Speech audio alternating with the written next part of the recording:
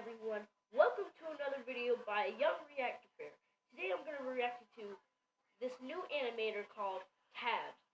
And her video is titled Dealing with Kids. Now, this is the first time that I have reacted to Tabs, but I've known her channel for a few days, and she's pretty funny, so I will be reacting to her. Push that like button down below if you like this video. Shout out to Tabs.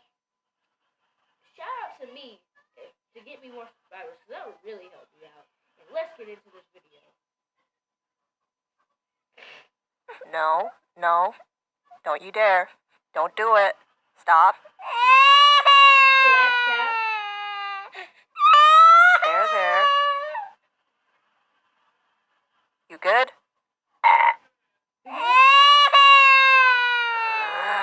That's it. Up you go.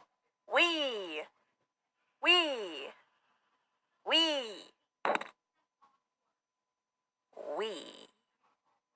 Whoops. Dropped my phone.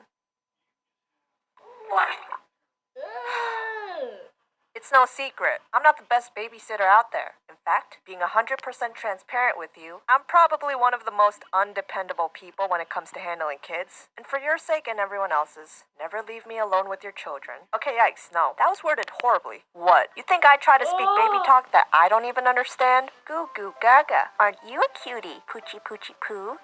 Yes, you are. Yes, you are.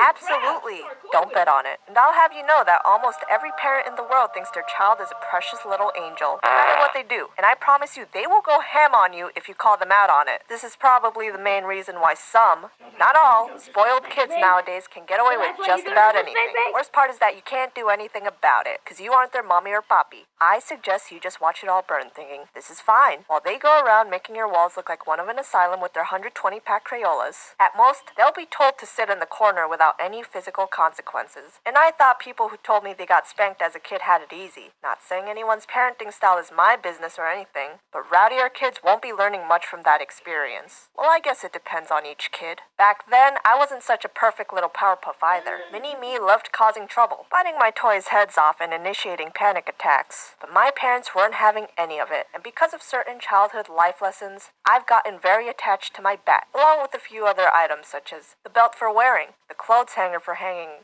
clothes, golf clubs for playing golf, glass cups for drinking water, frying pan for cooking, spatula for cooking with, broom for cleaning, and others obviously for its practical life uses. By the way, if you didn't get that, I am not in any way, shape, or form condoning child abuse. What I'm describing here is some old-fashioned discipline. Now, before you go off thinking that I absolutely despise children, you're only half right. But I have to say, I think I've gotten somewhat better with handling kids compared to a year or so ago. Hear me out. So a few years back, I'd be one of those people who became so clueless and so lost in a situation when a kid started hysterically bawling out of nowhere. There was one time in particular I remember when I was asked to watch over this kid. Sweet little thing. But then she started screeching like a pterodactyl. Gave me a massive brain shock with her on the verge of popping her little head off. What is it? What's wrong? What do you want? Is it memes? Are memes what you want? Here. Take it. Talk to me, kid. For the love of God. Your memes suck, by the way. Suck! And it's not as if I could just duct tape her mouth 3 times around and tape her to the wall. Oh, no. If only it were that easy. This is one of those situations that would amplify your stress levels by 200%. Especially when you realize you're in a public area. Turns out this kid just wanted her mom. If I had to evaluate myself on how I handled that situation, it was no doubt piss poor. It's like when you see a tornado coming your way and you attempt to stop it by putting your hand out and saying, no. Absolutely ridiculous. It's about as effective as a fish trying to drown itself underwater. You think that tornado is gonna listen to you? It's gonna be like, out of my way. You ain't my mom. I don't fuck with peasants. I could break your house in 2 seconds. Oh wait, I fucked up. You're already homeless. It's gonna get closer and louder regardless, because there's no force strong enough to stop it. Obviously, kids aren't nearly as powerful as one of them tornadoes, but they can really suck the energy out of you fast if you don't show them who's boss. If you want to get any point across with kids going mental, you gotta sit their little asses down, tell them you ain't playing games, look them straight in the eye, and use your mango gecko whatever Tell them to stop whining and find out what's wrong. If they don't listen, let's say the third time around, and continue making ear-bleeding tantrums, then you're just not scary enough. It's time to pull out the bat and, of course, go to the park to play baseball with them. Now, how about a situation where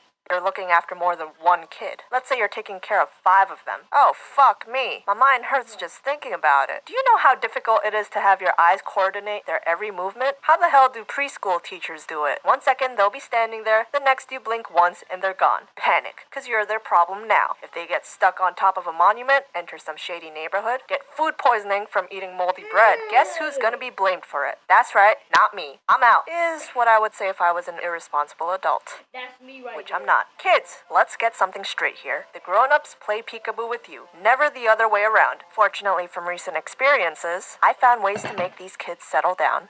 iPad. Ooh. Throw an iPad at them hard enough, and they'll be knocked out instantly. My Guaranteed. Pixar lamp keep falling. Alright, fine. Distract them with a fun game on there. Like the one where you flick the birds to break the construction sites. The one where you cut fruits with your finger, crushing candies. Or the one where carrots and peas kill zombies. And with that, you won't believe how glued to the screen they become. Nap time. Here, let me show you how this works. You spray this magical substance on one of them noisy kids, and then boof. Ta-da! Simple, right? It's basically chloroform. Yeah. Scary stories. Once upon a time, dabbing was dead. No, actually thinking about it now, it died a while ago. And finally, let's talk about a lot of the older kids of this generation whose vocabulary consists of memes. I remember passing by my old middle school last year and saw some kids dabbing all over the place. Dab on the haters, dab on the haters, dab on the haters. Definitely Jake Paulers. Guess dabbing didn't die after all. Of course, at that age, children tend to be more easily influenced by the things they're exposed to. Back then, I was easily influenced too, so I can't point any fingers this time. But I won't lie, I'm pretty envious of how carefree kids can be. They'll test your patience, but they never stress over it as much as you would. Guess in that aspect, we wish we were them. Okay. Well, that's gonna do it for this video, guys. I really like this because she actually spit them facts, knowledge, and her videos are actually pretty good. She draws better than me. I should probably do some fan art. But that's gonna do it for this video, guys. Push that like button down below because it really helps me out. Subscribe if you're new, and I'll see you